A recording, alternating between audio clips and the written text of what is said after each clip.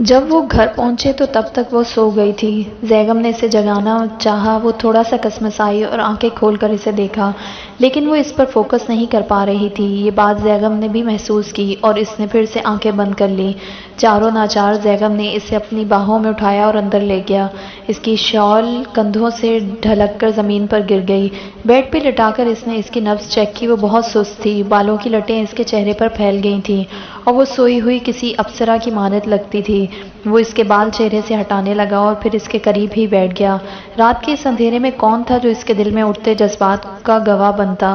اس نے نظریں اس کے چہرے سے ہٹائیں اور پھر اس پر جھک کر اس کے ایئر رنگز اتارنے لگا، انہیں سائڈ ٹیبل پر رکھ کر، اور پھر اس کی ہیلز اتار کر خود بھی فریش ہونے چلا گیا۔ اتنے عرصے میں وہ یہ تو جان چکا تھا کہ عنایہ کی نیند اتنی گہری نہیں ہے، اور جس طرح اس کی طبیعت اچانک پارٹی میں خراب ہوئی، اس سے ظاہر تھا کہ اس نے کچھ نشہ کیا ہے۔ یقیناً وہ ڈانسر کے ساتھ نشے کی عادی بھی تھی۔ اس نے اپنے دانت بھینچ لیے اور اپنی سوچوں کا محور بدلنے لگا۔ اگلی صبح جب وہ جاگی تو اس کا سر بری طرح درد کر رہا تھا۔ آنکھیں کھولی تو روشنی بھی تکلیف کا باعث بن رہی تھی۔ وہ دونوں ہاتھوں سے سر تھام کر اسے دبانے لگی۔ کب سے کر رہی ہو یہ سب؟ کسی کی آواز پر اس نے ہلکی سی آنکھیں کھول کر سامنے کھڑے زیگم کو دیکھا۔ اس کی آواز اس کے سر پر کسی ہتھوڑے کی طرح وار کر رہی تھی۔ اس نے اپنا لباس دیکھا تو کچھ دیر بعد اسے کل رات کی پارٹی یاد آنے لگی۔ میں نے پوچھا کب سے کر رہی ہو یہ سب؟ اب کی بار وہ دھاڑا تو عنایہ کے سر میں درد کی ایک نئی لہر اٹھی۔ آہستہ بولو پلیز۔ وہ غصے سے اس کے پاس آیا اور اسے بازو سے کھینچ کر کھڑا کیا اور پھر دوسرے ہاتھ سے اس کا چہرہ دبوچ لیا۔ وہ اس حرکت پر ایک دم بوکھلائی تھی۔ کتنے عرصے سے کرتی آ رہی ہو یہ؟ کیا؟ سر درد سے سرخ ہوتی آنکھیں لیے وہ اس سے پوچھنے لگی۔ اتنا معصوم مت بنو تم عنایہ، کب سے کرتی آ رہی ہو نشہ؟ وہ اس کی بات پر اسے ایسے دیکھنے لگی جیسے سر درد اسے ہو رہا ہے اور دماغ اس کا گھاس چڑھنے چلا گیا ہے۔ نشہ؟ کیا کہہ رہے ہو تم؟ وہ اس سے اپنا چہرہ آزاد کرواتی دھیمے لہجے میں بولی۔ جھوٹ نہیں، ورنہ یہیں الٹا لٹکا دوں گا۔ وہ دوبارہ دھاڑا تو عنایہ نے سر درد سے سسک کر رہ گئی۔ آہستہ بولو، یہی ہوں میں، اور میں کوئی جھوٹ نہیں کہہ رہی، اور نہ میں سمجھ پا رہی ہوں تم کہہ کیا رہے ہو۔ پھر سے وہی بکواس، اگر نشہ نہیں کرتی تو کل رات نشے میں کیوں تھی؟ اور اب بھی اس وجہ سے تمہاری یہ حالت ہے۔ وہ اسے بازو سے جھنجھوڑتا ہوا کہنے لگا۔ عنایہ اس کی بات پر کل رات یاد کرنے لگی، لیکن اسے انعام والی بات کے بعد سے کچھ یاد نہیں آ رہا تھا۔ مجھے نہیں پتا زیگم، اور میں کوئی نشہ نہیں کرتی، یقین کرو۔ نہ جانے کہ وہ چاہتی تھی کہ زیگم اس پر یقین کرے، لیکن اس نے ایک جھٹکے سے اسے آزاد کیا اور اگلے ہی لمحے اس کا ہاتھ انا کی گردن دبوچے ہوئے تھا۔ کہا تھا نا جھوٹ نہیں کہنا، وہ چہرہ اس کے قریب کرتے کہنے لگا۔ اور یقین تم جیسی لڑکی پہ جو ہر قدم پر فریب دے۔ اس کی پکڑ میں سختی در آئی تھی۔ عنایہ کے لیے سانس لینا مشکل ہونے لگا تو وہ اس کا بازو نوچنے لگی۔ آنکھوں سے پانی بہنے لگا تھا اور زیگم کا عکس دھندلانے لگا۔ دوبارہ یہ حرکت کی تو تمہاری جان لے لوں گا۔ زیگم نے اسے فرش سے بلند کیا تو اس کی آنکھیں پھٹ گئیں۔ آنکھوں کے سامنے اندھیرا چھانے لگا اور زیگم کے بازو پر اس کی پکڑ کمزور ہونے لگی۔ اس نے اسے بیڈ پر پھینکا تو وہ سانس کھینچتے ہوئے کھانسنے لگی۔ وہ اب سر درد مکمل طور پر بھول چکی تھی، جبکہ زیگم اس کی پرواہ کیے بغیر وہاں سے چل دیا۔ اس کے جانے کے بعد وہ اس کی باتوں کو سوچتی رہی۔ اسے کچھ باتیں دھندلی سی یاد آنے لگی تھی، لیکن کچھ ٹھیک سے یاد نہیں آ رہا تھا۔ آخر تھک ہار کر اس نے اس بارے میں سوچنا ہی بند کر دیا۔ وہ جب واپس آیا تو اپنی ماں کو ہال میں پریشان دیکھا۔ کیا بات ہے امی، اتنی پریشان کیوں ہیں آپ؟ وہ ان کے پاس بیٹھ کر محبت سے کہنے لگا۔ زیگم، زید کیسا ہے؟ اس سے بات ہوئی تمہاری؟ جی آج صبح ہی ہوئی تھی۔ خیریت؟ پتہ نہیں، ایک عجیب سی کشمکش ہے۔ میں نے کل رات بہت برا خواب دیکھا اس کے متعلق۔ امی آپ پریشان نہ ہو، سب ٹھیک ہے، وہ ان کا ہاتھ تھامتے کہنے لگا۔ نہیں زیگم، تم نہیں سمجھو گے، ایک ماں کی محبت اور اس کی اپنی اولاد کے لیے پریشانی۔ وہ شفقت سے اس کا رخسار چھوتے ہوئے کہنے لگی۔ وہ کچھ دیر خاموش کھڑا رہا، لیکن اچانک کسی خیال کے آتے ہی اپنی ماں کی طرف رخ کر کے بیٹھ گیا۔ اگر آپ چاہیں تو زید کے پاس چلی جائیں، اس کے ساتھ رہیں گی تو آپ یوں پریشان بھی نہیں ہوں گی اور وہ بھی سنبھل کر رہے گا۔ اس کے مشورے پر سمینہ بیگم سوچ میں پڑ گئیں۔ بات تو تم ٹھیک کہتے ہو، لیکن تمہیں اکیلا؟ ارے امی، میں 35 سال کا ہوں، شادی شدہ ہوں، اور پھر یہاں اتنے ملازم بھی ہیں۔ اس کے جواز پر وہ خاموش ہو گئیں۔ ٹھیک ہے، ایسا کرو کچھ دن بعد کی فلائٹ بک کروا دو۔ جی امی، جیسا آپ کہیں۔ سمینہ بیگم اس کی پیشانی کا بوسہ لیتی خوش رہنے کی دعا کرتی اپنے کمرے میں چلی گئیں، جبکہ زیگم ٹانگ پہ ٹانگ چڑھا کر بیٹھ گیا اور انگلی سے اپنے ہونٹ سہلانے لگا۔ چہرے پر ایک دلکش مسکراہٹ پھیل گئی۔ اب ان کی غیر موجودگی میں عنایہ اکیلی ہو جاتی اور وہ اپنے منصوبے پر عمل شروع کر پاتا۔ اس کا مقصد عنایہ کو اتنا ٹارچر کرنا تھا کہ وہ خود 5 سال سے پہلے طلاق کا مطالبہ کرے، جس سے وہ ساری جائیداد زیغم عباسی ہی کی رہتی، بلکہ عنایہ کو الٹا اس دوران اس پر کیے جانے والے اخراجات کی بھرپائی بھی کرنے پڑتی۔ جتنا پیسہ اس کی ماں کے علاج پر خرچ ہو رہا تھا، اس لحاظ سے تو وہ تاحیات اس کی غلام بن جاتی اور وہ عروج سے شادی کر کے ایک پرسکون زندگی گزارتا۔ یہ سوچ کر اس کی مسکراہٹ مزید گہری ہو گئی اور وہ ثمینہ بیگم کے جانے کی خوشخبری عنایہ کو سنانے کے لیے اٹھ کھڑا ہوا۔ عنایہ سونے سے پہلے اپنے بال بنا رہی تھی۔ پارٹی والی بات کو اب تک 1 ماہ گزر چکا تھا اور اس دوران زیغم سے فاصلہ اختیار کیے ہوئے تھی۔ اتنے عرصے میں بار بار ذہن پر زور دینے سے اسے زیدی کی حرکت بھی یاد آ گئی تھی اور عنایہ کو یقین تھا کہ اس نے اس کے جوس میں کوئی ملاوٹ کی تھی، لیکن جانتے ہوئے بھی اس نے یہ بات محدود رکھی۔ ویسے بھی بتا کر کیا فائدہ ہوتا، وہ الٹا اس پر ہی الزام لگاتا۔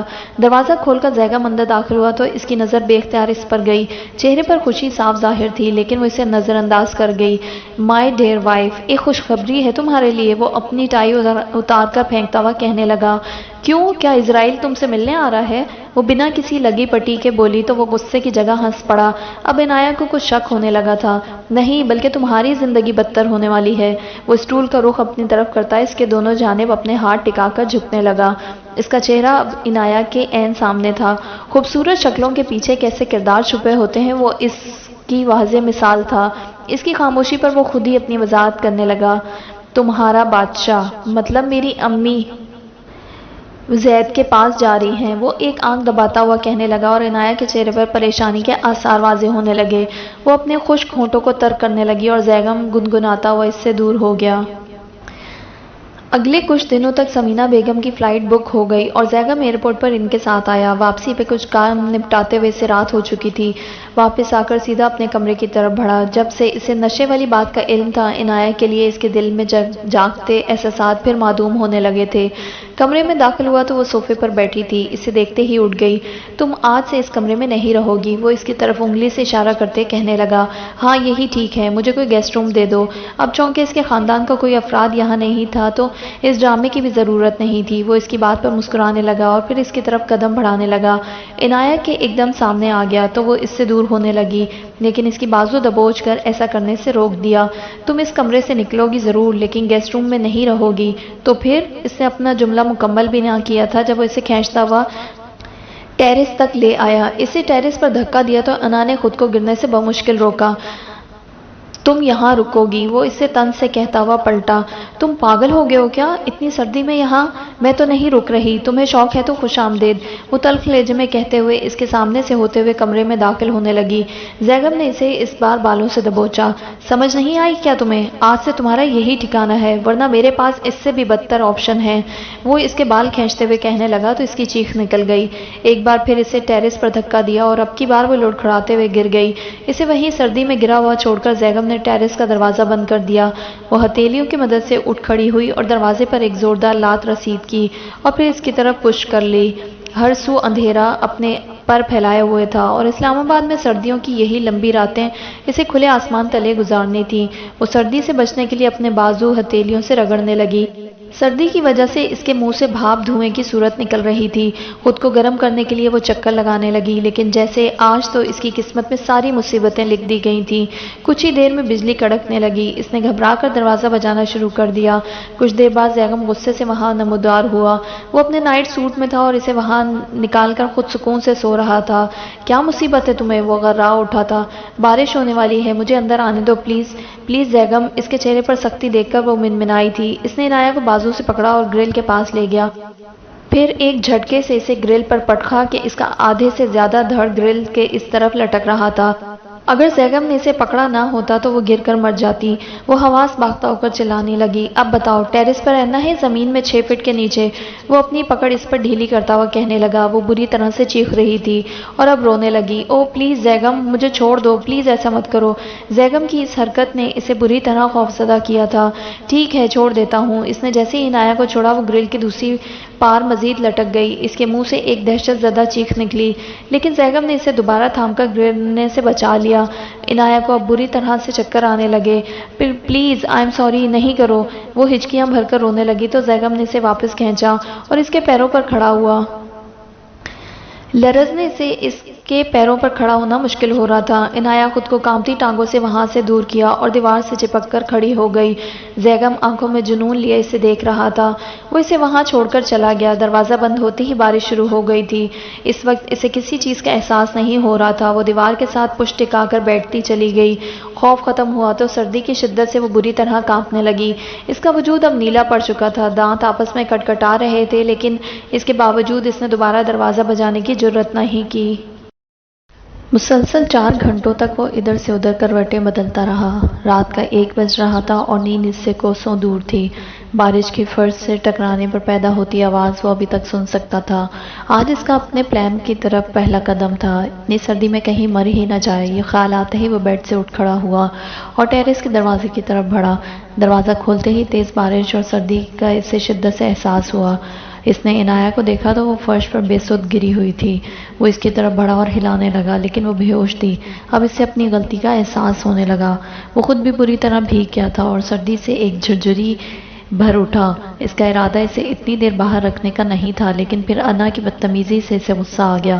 اس نے عنایہ کے بے ہوش وجود کو اٹھایا اور کمرے میں لے گیا۔ کمرے میں روشنی کی تو دیکھا کہ وہ سردی سے نیلی ہو چکی تھی۔ اس کے پاؤں رگڑے لیکن اسے ہوش نہ آئی۔ سانس بھی بہت دھیمی تھی۔ وہ بالوں میں ہاتھ پھیرنے لگا، پھر ایک بیگ میں اس کے اور اپنے کپڑے ڈالے، وہ کندھے پہ لٹکایا اور عنایہ کو دوبارہ اپنی باہوں میں اٹھا لیا۔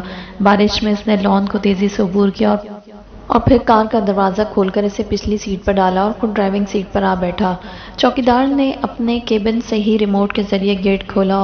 گاڑی زناٹے بھرتی ہوئی وہاں سے چل دی۔ ہاسپٹل پہنچتے ہی عنایہ کو ہنگامی بنیاد پر داخل کر لیا گیا۔ کچھ دیر بعد جب اس کی ڈاکٹر سے بات ہوئی تو اسے بتایا گیا کہ بارش میں بے ہوش رہنے سے اس کے پھیپھڑوں میں پانی بھر گیا ہے، اس لیے پانی کو نکالنا ہوگا۔ وہ اپنے ساتھ لائے کپڑے بدل کر ویٹنگ ایریا میں چلا گیا۔ وہ کبھی بیٹھ جاتا تو کبھی وہیں چکر لگانے لگتا۔ اسے بار بار خیال آتا رہا کہ اگر وہ سو جاتا تو عنایہ تو شاید یہ سوچتے ہی اس نے آنکھیں بھیج لیں۔ اسے ہوش آئی تو مختلف ٹیوبز خود سے جڑی ہوئی پائیں۔ عنایہ کے لیے سمجھنا مشکل ہو رہا تھا کہ وہ کہاں پر ہے۔ شکر ہے آپ ہوش میں آئی، ایک لڑکی اسے دیکھتے ہوئے کہنے لگی اور پھر ڈاکٹر کو بلانے کا کہہ کر چلی گئی۔ اسے اتنا تو اندازہ ہو گیا کہ وہ ہاسپٹل ہے اور یہ بھی کسی حد تک سمجھ گئی کیونکہ باقی ڈاکٹر نے اسے آ کر بتایا۔ آپ کی سانس تقریباً رک چکی تھی اور پھیپھڑوں میں پانی بھر چکا تھا، شاید اس لیے اسے سانس لیتے ہوئے تکلیف ہو رہی تھی۔ آپ کے ہسبینڈ نے بتایا کہ آپ نے خود کو غلطی سے ٹیرس پر لاک کر لیا تھا، ڈاکٹر مسکراتے ہوئے کہنے لگا، جس پر عنایہ نے دل میں زیگم کو گالیاں دی اور آنکھیں گھما کر رہ گئی۔ وہ چیک اپ کر کے کچھ دور ہوا تو پاکٹ میں ہاتھ دیے زیگم پر اس کی نظر گئی، جو کہ دروازے میں کھڑا تھا۔ آپ کو کچھ عرصے تک سانس لینے میں مشکل رہے گی، ہمیں ڈر ہے کہ نمونیا نہ ہو جائے۔ وہ اسے ریسٹ کرنے کا کہہ کر زیگم کی طرف بڑھ گیا۔ کیسی ہے وہ، کوئی مسئلہ تو نہیں؟ روم کا دروازہ بند ہوتے ہی اس نے ڈاکٹر پر سوالات کی بچھاڑ کی۔ وہ ابھی بھی ہماری نگہداشت میں ہے، آپ گھبرائیں نہیں، کوئی خطرے کی بات نہیں، 1-2 دن میں ہم انہیں ڈسچارج کر دیں گے۔ وہ یہ سن کر سکون کی سانس بھر کر رہ گیا۔ 2 دن سے وہ آفس اور ہاسپٹل کے درمیان گھن چکر بنا ہوا تھا۔ اس کی غیر موجودگی میں ملازمہ وہاں ٹھہرتی، لیکن اسے سکون پھر بھی نہیں تھا۔ اگلے 2 دن کے بعد اسے ڈسچارج کر دیا گیا اور وہ واپس آ گئی۔ وہ جو سوچ رہی تھی کہ زیگم شرمندہ ہوگا اور معافی مانگے گا، لیکن نہیں، وہی مغروریت۔ اسے گھر چھوڑ کر وہاں سے وہ آفس کے لیے روانہ ہو گیا اور وہ ملازمہ کا سہارا لیتی اوپر کمرے میں چلی گئی۔ طبیعت کی وجہ سے وہ اپنی امی کو بھی ملنے نہ جا سکی۔ زیگم جب گھر آیا تو اسے بیڈ پر آرام کرتے پایا۔ فریش ہو کر خاموشی سے صوفے پر بیٹھ گیا اور اپنا کام کرنے لگا۔ ملازمہ دروازہ نوک کرنے لگی تو زیگم کی اجازت سے اندر آئی۔ وہ میں ہلدی والا دودھ لائی تھی بیوی جی کے لیے۔ وہ خود ہی بستر سے کھڑی ہو گئی اور گلاس پکڑ کر اسے جانے کا اشارہ کیا۔ ملازمہ خاموشی سے چلی گئی تو اس نے ناک سکیڑتے ہوئے 2 سے 3 گھونٹ بھرے۔ زیگم سر جھٹک کر دوبارہ سامنے رکھی فائل دیکھ کر لیپ ٹاپ ٹائپ کرنے لگا۔ وہ چھوٹے چھوٹے قدم اٹھاتی اس کی طرف آئی اور ٹیبل کے دوسری طرف کھڑی ہو گئی۔ گلاس میں سے آدھا دودھ اس نے اس کی فائل اور لیپ ٹاپ پر انڈیلا۔ زیگم ایک دم گڑبڑایا اور اس کی طرف دیکھا۔ اوپس، غلطی سے گر گیا، وہ آنکھیں نچاتے ہوئے کہنے لگی۔ زیگم کی پیشانی پر بل پڑنے لگے اور وہ جھٹکے سے کھڑا ہوا۔ یہ کیا بدتمیزی ہے؟ عنایہ نے بھی پیشانی پر بل ڈالتے ہوئے اسے دیکھا۔ میں نے تو بس بدتمیزی کی ہے اور تم نے جو بے حسی دکھائی وہ وہ اپنا لہجہ قابو میں رکھتے ہوئے بولی۔ زیغم خود کو قابو میں رکھنے کے لیے گہری سانس لینے لگا۔ عنایات دفع ہو جاؤ یہاں سے، ورنہ آج واقعی مجھ سے ضائع ہو جاؤ گی۔ وہ اس کی پھولتی رگیں دیکھنے لگی۔ جا ہی رہی ہوں، اس نے پلٹتے ہوئے باقی دودھ بھی انڈیلا اور کمرے سے نکل گئی۔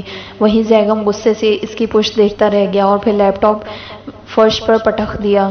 ایک ہفتے تک وہ پہلے کی طرح صحت مند تھی اور اپنی امی سے ملنے ہاسپٹل آئی ہوئی تھی۔ یہاں سے واپسی پر اس کا جویریہ سے ملنے کا ارادہ تھا۔ ان دنوں زیغم نے بھی اسے کوئی خاص تنگ نہیں کیا تھا۔ عنایہ کو لگتا تھا کہ وہ شاید اپنی حرکت پر شرمندہ ہے۔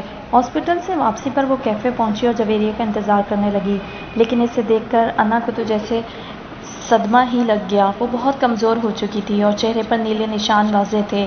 جویریہ، کیا ہوا تمہیں؟ شرمندگی سے اپنا چہرہ چھپانے لگی، لیکن عنایہ کے بار بار اصرار پر اسے بتانا ہی پڑا۔ مجھے معاف کر دو عنایہ، جو پیسے تم نے مجھے دیے تھے وہ علی جوئے میں ہار گیا۔ اور پھر میرے پوچھنے پر وہ نظریں جھکا کر مبہم لہجے میں کہنے لگی، تم جانتی تھی اسے جوئے کی عادت ہے؟ وہ اس کے سوال پر سر انکار میں ہلانے لگی تو عنایہ ٹھنڈی آہ بھر کر رہ گئی۔ تو تم اب کیا کرو گی؟ میں نے کل ایک اسکول میں انٹرویو دیا ہے، وہاں سے کال آنے کا انتظار کر رہی ہوں۔ جویریہ نے گریجویشن کر رکھا تھا، پے کچھ ہزار ہے، لیکن کچھ نہ ہونے سے تو بہتر ہی ہے نا۔ اور میں محلے کی عورتوں کے کپڑے سلائی بھی کر رہی ہوں۔ کل مالک مکان بھی کرایہ مانگ رہا تھا۔ مجھے معاف کر دو، میں تمہاری کوئی مدد نہیں کر سکی۔ ایسا مت کہو عنایہ، بلکہ معافی تو مجھے مانگنی چاہیے۔ آج اس کا آفس کا کام جلدی ختم ہو گیا تو وہ آفس سے واپس آ گیا۔ عنایہ کہاں ہے؟ اسے کہیں نہ پا کر وہ ملازمہ سے پوچھنے لگا۔ جی بیوی جی تو ہسپتال گئی ہیں اپنی امی سے ملنے۔ ملازمہ اس کے سامنے پانی رکھ کر چل دی۔ وہ بھی سوچ ہی رہا تھا کہ اس کی بیوی اتنی دیر تک باہر کیا کر رہی ہوگی، جب اسے عروج کے وہاں آنے کی اطلاع دی گئی۔ کچھ دیر بعد وہ پریشان سی ہال میں داخل ہوئی۔ اس کی آنکھوں کے نیچے سیاہ داغ نمایاں تھے، جیسے وہ بہت رو رہی ہو۔ اس کی اس حالت پر زیغم کو دکھ ہوا تھا۔ زیغم، مجھے پتا ہے یہاں نہیں آنا چاہیے تھا، لیکن مجھے بہت اہم بات کرنی ہے۔ میں آفس گئی تو معلوم ہوا تم گھر کے لیے نکل چکے ہو۔ وہ ادھر ادھر دیکھتی ہوئی اسے کہہ رہی تھی۔ شاید وہ دیکھ رہی تھی کہ عنایہ وہاں موجود تو نہیں۔ وہ یہاں نہیں ہے۔ عروج چونک کر اس کی طرف دیکھنے لگی۔ تم جسے تلاش کر رہی ہو وہ یہاں نہیں ہے۔ تمہیں جو بھی بات کرنی ہے مکمل آزادی سے کر سکتی ہو۔ عروج کے چہرے پر تکلیف کے اثرات ابھرے، لیکن پھر بھی وہ انہیں چھپا گئی۔ میں نے تمہارے پروپوزل کے بارے میں بہت سوچا۔ وہ وہیں کھڑی اس سے بات کر رہی تھی۔ زیغم کچھ قدم اٹھاتا اس کے قریب آیا اور میں نے فیصلہ کیا ہے کہ میں ایسا کچھ نہیں کروں گی۔ زیغم کو اس بات کی امید نہیں تھی، اس لیے اس کے بڑھتے قدم تھم گئے۔ وہ جانتا تھا عروج اسے کتنا چاہتی ہے اور وہ یہ فیصلہ اس کے لیے کتنا تکلیف دہ رہا ہوگا۔ یہ تم کیا کہہ رہی ہو؟ میں ٹھیک کہہ رہی ہوں زیغم، میں نے تم سے سچی محبت کی اور شاید ہمیشہ کروں گی، لیکن یہ رشتہ اب ایک ایسا زخم بن چکا ہے جو جلد ہی ناسور میں بدل جائے گا۔ میں تمہیں یہ انگوٹھی لوٹانے آئی ہوں۔ اس نے ہتھیلی زیغم کی طرف بڑھا دی، جس پہ اس کی پہنائی ہوئی خوبصورت انگوٹھی موجود تھی۔ انگوٹھی اٹھانے کی جگہ اس نے عروج کو بازوؤں سے پکڑ کر اپنی طرف کھینچا۔ نہیں عروج، یہ سب تمہاری ہیں اور تم… بس بہت ہوا زیغم، تم نے جس وجہ سے بھی شادی کی میں نہیں جانتی، لیکن میں تمہاری مرضی اور فیصلوں کی عزت کرتی ہوں۔ تمہیں بھی میرے فیصلے کی عزت کرنی ہوگی۔ یہ سب پہلے ہی میرے لیے بہت مشکل ہے، اسے مزید مشکل مت بناؤ۔ وہ خود کو اس سے آزاد کرانے کی کوشش کرتے ہوئے کہنے لگی۔ جب زیغم نے اس کا چہرہ تھام لیا، میں نے تم سے صرف کچھ عرصے کی مہلت مانگی تھی عروج، اور میں وہ مہلت نہیں دے سکتی۔ اب چھوڑو مجھے۔ اب وہ نم آنکھوں سے اس سے التجا کرنے لگی تو زیغم نے ایک جھٹکے سے اسے چھوڑا اور وہ کچھ لڑکھڑائی لیکن سنبھل گئی۔ عروج نے وہ انگوٹھی پھر سے اس کی طرف بڑھائی تو اب کی بار اس نے وہ خاموشی سے تھام لی۔ عروج تیزی سے پلٹی، لیکن عنایہ کو دروازے میں کھڑا دیکھ کر رک گئی۔ شرمندگی اور رقابت کے احساس سے نظریں جھکائے وہ وہاں سے تیزی سے چلی گئی۔ زیغم کے لیے یہ ایک ناقابل فہم احساس تھا۔ صرف عنایہ، صرف اس لڑکی کی وجہ سے عروج نے اس سے رشتہ ختم کر دیا۔ عنایہ تالیاں بجاتی ہوئی دروازے سے چلتی اندر داخل ہوئی۔ کمال ہے تمہارا زیغم عباس، تمہارے زہریلے وجود کے قریب کیا کوئی کبھی خوش بھی رہ سکتا ہے؟ وہ ذو معنی انداز میں کہتی سیڑھیوں کی طرف بڑھنے لگی۔ یہ سب تمہارے اس غلیظ وجود کی وجہ سے ہو رہا ہے۔ عنایہ نے خوف سے اسے دیکھا۔ چھوڑو، تم پاگل ہو چکے ہو۔ لیکن زیغم نے اس کی ایک نہ سنی اور اس کو بیڈ پر پٹکا، پھر اس کے منہ پر ہاتھ رکھ دیا۔ عنایہ کو خود کو بچانے کی بہت کوشش کی، لیکن اب وہ ایک حیوان بن چکا تھا۔ اس نے عنایہ کی عزت کو داغدار کر دیا تھا۔ وہ بکھرے بالوں اور پھٹے ہوئے کپڑوں میں بیڈ پر خود کو سمیٹے بیٹھی تھی، جبکہ زیغم کمرے کے دوسری جانب صوفے پہ بیٹھا بالوں میں بار بار ہاتھ پھیرتا رہا۔ عنایہ اپنی ہی کسی سوچ میں غرق تھی۔ آنسو تھے کہ رکنے کا نام نہیں لے رہے تھے۔ Inaya, I am really sorry. اس نے اپنا حلق ترک کرتے ہوئے کہا۔ جب غصہ ٹھنڈا ہوا تو احساس ہوا کہ اس نے کتنا بڑا ظلم کیا ہے۔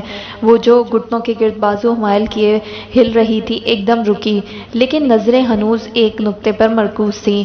میں اپنا غصہ قابو نہیں کر سکا، ایسا نہیں کرنا چاہتا تھا، مجھے معاف کر دو۔ زیگم کے چہرے پر شرمندگی اور تکلیف کے آثار واضح تھے، لیکن اب کیا فائدہ تھا جب وہ اس کی روح تک کو تکلیف دے چکا تھا۔ تم مجھے فنا کر کے اب معافی کے طلبگار ہو؟ کیا مذاق ہے یہ؟ اس کے لفظوں میں زیگم کے لیے نفرت سے بھی بڑھ کر کچھ جھلکا تھا۔ انا، ایسا مت کہو، جو بھی ہو میں تمہارا شوہر ہوں، باقاعدہ نکاح ہوا تھا۔ اس نے اپنی زبردستی چھپانے کے لیے نکاح جیسے پاک اور حلال رشتے کا سہارا لینا چاہا۔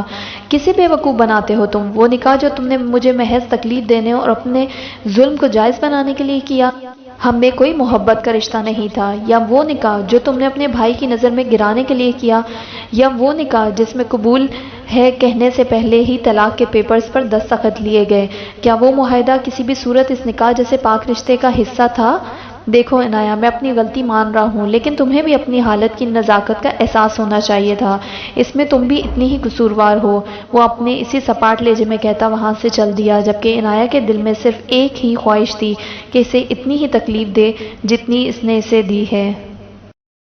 وہ وہاں سے اپنے پینٹ ہاؤس کے لیے چلا گیا۔ اس کے لیے خود سے نظریں ملانا مشکل ہو رہا تھا۔ وہ پہلے تو ایسا نہیں تھا۔ جب سے اس کے ابا کی وفات ہوئی تھی اور چھوٹی عمر میں تمام ذمہ داری اس کے کندھوں پر آ گئی، تب سے وہ لوگوں کا رویہ دیکھ کر جارحانہ ہو گیا تھا۔ اس کے ذہن پہ صرف ایک سوچ مسلط تھی کہ جو اس کے سامنے سر اٹھائے اسے مسل دیا جائے۔ نایا سے معاہدہ کر کے اس نے یہی کوشش کی تھی۔ اس کا ارادہ کبھی بھی اس لڑکی کو اس طرح نقصان پہنچانے کا نہیں تھا، لیکن آج جب اس نے اس پر ہاتھ اٹھایا تو ایک جنونی کیفیت کا شکار ہو گیا، جس کیفیت سے وہ خود بھی گھبراتا تھا، اور عنایہ کی حالت دیکھ کر بھی صاف واضح تھا کہ وہ ویسی نہیں تھی جیسا وہ اسے سمجھتا تھا۔ مختلف سوچوں نے اسے بیک وقت آ گھیرا تھا۔ اگلی صبح ہوتے ہی اس نے میک اپ سے چہرے پر موجود نیلے نشان چھپا لیے، اس طرح بازو پر موجود نشان کپڑوں کے نیچے ڈھک دیے۔ میک اپ کی موٹی تہ کے باوجود اسے اپنی حالت قابل قبول نہیں لگ رہی تھی۔ اس کا یہاں دم گھٹ رہا تھا۔ وہ ڈرائیور کے ساتھ ہاسپٹل روانہ ہو گئی اور اپنی والدہ کے پہلو میں بیٹھ کر کچھ سکون حاصل ہوا۔ ان کی حالت میں آتی بہتری دیکھ کر وہ ہر پل شکر ادا کرتی تھی۔ ڈاکٹر پر امید تھے کہ وہ مکمل صحت یاب ہو سکتی ہیں۔ انیکا بیگم اس کے بالوں میں ہاتھ پھیر رہی تھی۔ آج ان کی بیٹی خاموش بیٹھی تھی، جس سے وہ پریشان ہو گئی تھی۔ کیا بات ہے انا؟ کیا زیگم سے کوئی بات ہوئی ہے؟ ہاں، نہیں امی، نہیں۔ جھوٹ مت بولو مجھ سے، وہ اسے مصنوعی گھوری نوازتے ہوئے کہنے لگی۔ نہیں امی، میں سوچ رہی ہوں کہ اگر آپ بھی ہاسپٹل میں ایڈمٹ نہیں ہوتی تو کیا ہوتا۔ ارے اب کیوں سوچنا، اب تو میں بہتر ہو رہی ہوں۔ ہونا ہی ہوگا امی، میں نے اس کے لیے بہت بڑی قیمت ادا کی ہے۔ کیا کہہ رہی ہو لڑکی؟ میرا دل ڈوبتا جا رہا ہے، بتاؤ کیا بات ہے؟ اس کی امی اب مزید پریشان ہو گئی تھی اور وہ سمجھ نہیں پا رہی تھی کہ اب کیا کہے۔ ان کی بیٹی جب کلب میں رقاصہ تھی تب بھی ایسی باتیں نہیں کرتی تھی۔ کچھ نہیں امی، آپ تو ایسے ہی پریشان ہو جاتی ہیں، وہ مصنوعی مسکراتے ہوئے کہنے لگی، لیکن اس سے وہ انیکا بیگم کو پرسکون نہیں کر پائی۔ باقی کے وقت اس نے پوری کوشش کی کہ اس کی ماں کے دل میں پیدا ہوا شک نکال سکے، اور کسی حد تک کامیاب بھی ہو گئی۔ آج 2 دن بعد ان کا آمنا سامنا ہوا تھا۔ اس دوران عنایہ نے گیسٹ روم میں رہائش اختیار کر لی تھی، کیونکہ اب ان کا رشتہ پہلے سے بدل چکا تھا۔ وہ اس کے ساتھ ایک کمرے میں نہیں رہ سکتی تھی۔ عنایہ سیڑھیاں چڑھتی اس کی آواز پر رک گئی، لیکن رخ دوسری سمت ہی رکھا۔ میرے کچھ دوست آ رہے ہیں تو تم سے بھی ملنا چاہیں گے، اس نے لہجے میں نرمی پیدا کرتے ہوئے کہا۔ وہ دوبارہ اپنا سفر طے کرنے لگی جب اس کی آواز پر پھر سے رکی۔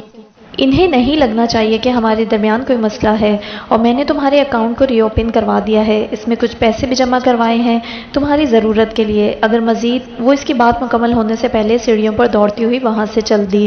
اگر مزید کچھ دیر ٹھہرتی تو یقیناً وہ پھر سے جلاد بن جاتا۔ زیگم شاید اس اکاؤنٹ کی بات کر رہا تھا جس میں اس کے کلب کی پے ٹرانسفر کی جاتی تھی۔ وہ اب اسے پیسے کیوں دے رہا تھا، یہ سوچ کر وہ غصے سے سرخ ہو گئی۔ اس کے دوستوں کے سامنے تو وہ اتنی اچھی بیوی بننے والی تھی کہ وہ یاد کرتا۔ جب اس کے دوست وہاں پہنچے تو وہ وہیں ان کا انتظار کر رہا تھا۔ کچھ دیر وہ ان سے باتوں میں مصروف رہا اور پھر ملازم نے کھانا ڈائننگ ٹیبل پر لگانا شروع کر دیا۔ انایا ابھی تک نیچے نہیں آئی تھی تو اس نے ملازمہ کو اسے بلانے کے لیے بھیجا۔ ملازمہ جلدی سے دروازہ نوک کر کے اسے زیغم کا پیغام دے کر چلی گئی۔ وہیں انایا کی تیاری اس کی آخری مراحل میں تھی۔ اس نے میک اپ سے اپنے چہرے پر پڑے نشان گہرے کیے، بلکہ گردن اور آنکھ کے نیچے خود سے بھی بنا لیے۔ اس کے تھپڑ کے نشان کے علاوہ بھی اپنی پیشانی پر ایک اور نشان بنایا۔ پھر بال چوٹیا سے ہلکی ہلکی کھینچ کر نکالنے لگی کہ جس سے یہ بھی نہ لگے کہ اس نے نکالے ہیں اور اس کا کام بھی ہو جائے۔ خود پر ایک آخری نظر ڈالی اور پھر مطمئن ہو کر کمرے سے نکل آئی۔ اس نے اپنے پرانے کپڑے پہن رکھے تھے جس میں 2-3 جگہ سے سوراخ خود بخود نظر آ رہے تھے۔ وہ آہستہ آہستہ اترنے لگی جیسے سیڑھیاں اترتے ہوئے اسے بہت تکلیف ہو رہی ہو۔ جب آخری سیڑھی پر تھی تو زیغم کی نظر اس پر پڑی اور اس کا منہ بے یقینی سے کھل گیا، پھر غصے سے اپنے لب بھینچ لیے۔ اس کے دوستوں کے علاوہ آج اس نے ایک بڑی مچھلی کو بھی مدعو کر رکھا تھا جس سے اسے ڈیل فائنل کرنی تھی۔ وہ شخص تھا تو پاکستانی، لیکن اس کا بزنس دبئی میں سیٹ تھا۔ زیغم کا دل کیا وہ اپنا سر پھاڑ لے۔ ارے زیغم بھابی کب؟ جیسے ہی دانیال نے انایا کو دیکھا اس کا قد لمبا ہوتا چلا گیا۔ اس کی حالت پر دانیال کی آنکھیں پھٹی رہ گئیں۔ باقی کے تینوں لوگوں کی نظریں بھی اس کی طرف اٹھیں اور وہ اپنا کھانا بھول گئے۔ انایا ہلکا سا لنگڑاتی ہوئی ان کی طرف آئی اور سلام کرنے لگی۔ وہ میری طبیعت کچھ ٹھیک نہیں تھی تو دیر ہو گئی، اب پلیز زیغم جی کو کہہ دینا کہ غصہ نہ ہوں، وہ ڈرنے کے سے انداز میں کہنے لگی۔ اس کے دونوں دوست ان کے نکاح میں گواہ بن کر شامل ہوئے تھے، اس لیے انایا کو فوراً پہچان گئے۔ یہ لڑکی کون ہے زیغم؟ حسن صاحب جو کہ زیغم سے بزنس ڈیل کرنے والے تھے انایا کی حالت پر پیشانی پر بل ڈالے استفسار کرنے لگے۔ جی میں بیوی ہوں ان کی، زیغم کچھ کہتا ہے اس سے پہلے وہ بولی۔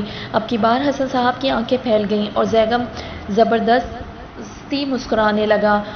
انہوں نے ایک گھوری اسے رسید کی اور نہایت شفقت سے انایا سے بات کرنے لگے۔ بیٹا یہ آپ کو اتنی چوٹ کیسے آئی؟ کیا کوئی حادثہ ہوا تھا؟ ارے نہیں وہ گھبرائے ہوئے انداز میں زیغم کو دیکھنے لگی جیسے وہ اس سے ڈر رہی ہو اور وہ غصے سے سرخ ہونے لگا۔ ارے چھوڑے نا حسن صاحب، وہ ان کا دھیان بٹانے کی ناکام کوشش کرنے لگا، لیکن وہ کوئی بچے نہیں تھے۔ رکیں، مجھے ان سے بات کرنے دے پہلے۔ اب کی بار زیغم یہ کروڑوں کی ڈیل ہاتھ سے جاتی دیکھ کر آنکھیں بند کر گیا۔ کیا یہ آپ کو مارتے ہیں؟ وہ زیغم کی طرح اشارہ کرتے ہوئے پوچھنے لگا۔ اب تو اس کے دوست بھی زیغم کو گھور رہے تھے، جانتے تھے کہ وہ غصے کا تیز ہے۔ کبھی کبھی جب وہ آفس سے پریشان گھر لوٹیں یا ان کھانے میں نمک مرچ کم زیادہ ہو تو یہ بیلٹ سے مارتے ہیں۔ کیا بیلٹ سے؟ دانیال کو تو اپنے کانوں پہ یقین نہیں آ رہا تھا۔ جی گھبرائے نہیں، چمڑے والی سائڈ سے اتنا درد نہیں ہوتا بلکہ دوسری والی سائڈ سے زیادہ ہوتا ہے۔ کیا زیغم تم اس بیچاری کو اتنا مارتے ہو؟ حسن صاحب غصے سے اٹھ کھڑے ہوئے۔ نہیں آپ کو غلط فہمی ہوئی ہے، انایا بس ذرا ذہنی مریض ہے تو ایسی باتیں کرتی ہے، وہ اسے گھورتے ہوئے کہنے لگا تو وہ سر انکار میں ہلانے لگی۔ نہیں میں بالکل ٹھیک ہوں، بس بہت ہوا زیغم، تمہیں شرم آنی چاہیے، یہ کانٹریکٹ تم بھول جاؤ۔ وہ غصے سے نیپکن ٹیبل پر مارتے چلے گئے۔ زیغم انہیں بلاتا رہا لیکن وہ رکے نہیں۔ اب اس نے غصے سے انایا کے بال دبوچے تو وہ چیخ اٹھی۔ اس کے دوست جو وہیں موجود سب دیکھ رہے تھے زیغم کو اسے چھوڑنے کو کہنے لگے۔ دانیال نے اسے باقاعدہ پولیس میں رپورٹ کرنے کی دھمکی دی تو وہ انایا کو چھوڑ کر اس کی طرف پلٹا۔ یہ سب جھوٹ کہہ رہی ہے۔ ہاں کتنا جھوٹ، یہ ہم نے بھی دیکھ لیا۔ تم سے یہ امید تو نہیں تھی کہ تم اس طرح کرو گے۔ عروج نے یہ رشتہ ختم کر کے بہت اچھا کیا۔ دانیال تم تو میرا یقین کرو، وہ اس کی طرف بڑھا لیکن وہ دور ہٹ گیا۔ پلیز زیغم، مجھے تم جیسے شخص کو اپنا دوست کہتے ہوئے شرم آ رہی ہے۔ انایا دل ہی دل میں خود کو داد دیتی وہاں سے کھسک گئی، جبکہ وہ دونوں زیغم سے برسوں پرانی دوستی ختم کرتے چل دیے۔ وہ سب کے جانے کے بعد انایا کے تعاقب میں آیا۔ آج تو وہ اس کی جان نکال دینے کا ارادہ رکھتا تھا۔ اس کے کمرے کا دروازہ کھولنا چاہا لیکن وہ لاک تھا۔ انایا دروازہ کھولو۔ نہیں کھولوں گی، جاؤ یہاں سے۔ اسے مزید غصہ آنے لگا تو وہ دروازے کو لات مارنے لگا۔ کھولو اسے ورنہ مجھ سے برا کوئی نہیں ہوگا۔ تم میرے ہی گھر میں میرے ساتھ ایسا نہیں کر سکتی۔ تم نے جو کیا میرے ساتھ اس کا چھوٹا سا بدلہ، اب چلے جاؤ یہاں سے۔ یہ دروازہ تب تک نہیں کھلے گا جب تک تمہارا غصہ ٹھنڈا نہیں ہوتا اور تم شیطان سے انسان نہیں بن جاتے۔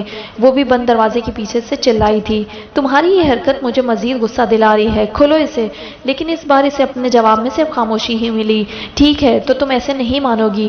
نورین گیسٹ روم کی اضافی چابی لے کر آؤ۔ وہ وہیں کھڑا دھاڑا تھا۔ دوسری چابی کے نام پر انایا کا کلیجہ مانو اس کے منہ میں آ گیا۔ کچھ دیر بعد کسی کی تیزی سے سیڑھیاں چڑھنے کی آواز آئی اور پھر چابیوں کی۔ انایا بیڈ سے اٹھ کر بھاگی اور واش روم میں خود کو لاک کر لیا۔ زیغم جیسے ہی کمرے میں داخل ہوا اسے انایا کہیں نہ دکھی۔ واش روم کا بند دروازہ دیکھ کر اس کی طرف گیا اور ناک کرنے لگا۔ مجھے پتا ہے تم یہاں ہو، باہر آؤ۔ وہ اندر خود پہ افسوس کر رہی تھی کہ اسے گھر سے چلے جانا چاہیے تھا۔ دیکھو اگر تم نے مجھے کچھ نقصان پہنچایا تو اب تمہارے دوست بھی تمہارے خلاف گواہی دیں گے، اس لیے چلے جاؤ یہاں سے۔ عنایہ نے اسے اس کے دوستوں کی دھمکی دینی چاہی۔ کچھ دیر باہر خاموشی چھائی رہی، اسے لگا کہ شاید وہ چلا گیا ہے، لیکن وہ باہر نکل کر چیک کرنے والی تو بالکل بھی نہیں تھی، چاہے آج رات یہیں گزارنی پڑے۔ اس کے دل کی دھڑکن ابھی متواتر ہونے ہی لگی تھی جب کسی نے زور سے دروازے کو لات ماری، اور اب اسے یقین ہو گیا کہ وہ نہیں بچے گی۔ جب وہ باہر نہیں نکلی تو زیغم نے دروازہ توڑ کر اسے باہر نکالنے کا ارادہ کیا۔ ایک بار پھر اس نے واش روم کے کمزور دروازے کو کک کی تو اسے محسوس ہوا کہ اس کا لاک ٹوٹنے والا ہے۔ ایک تیسری کک کے ساتھ ہی دروازہ زور سے کھلا اور دیوار سے جا ٹکرایا۔ اس کا ٹوٹا ہوا لاک اب دروازے کے ساتھ لٹک رہا تھا۔